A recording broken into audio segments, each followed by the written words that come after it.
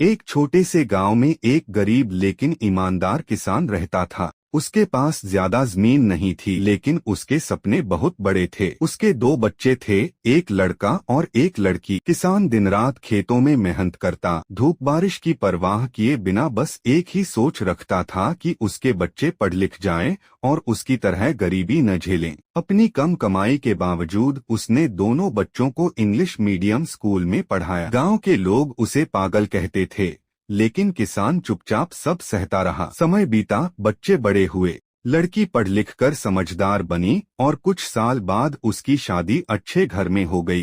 किसान की आंखों में आंसू थे, लेकिन दिल में संतोष था कि उसकी बेटी सुरक्षित है।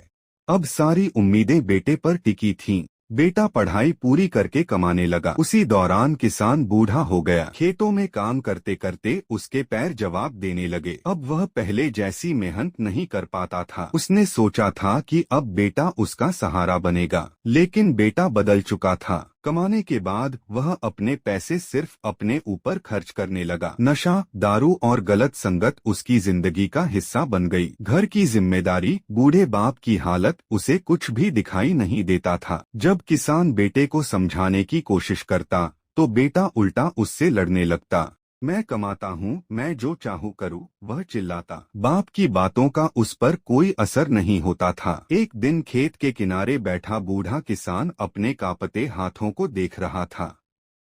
उसने पूरी जिंदगी मेहनत की, अपने बच्चों के लिए सब कुछ कुर्बान किया, लेकिन आज वही बेटा उसकी आवाज सुनने को तैयार नहीं था।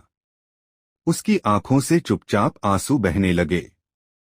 यह कहानी सिर्फ एक किसान की नहीं है, यह हर उस बाप की है जो अपने बच्चों के लिए जीता है, और हर उस बेटे के लिए एक सीख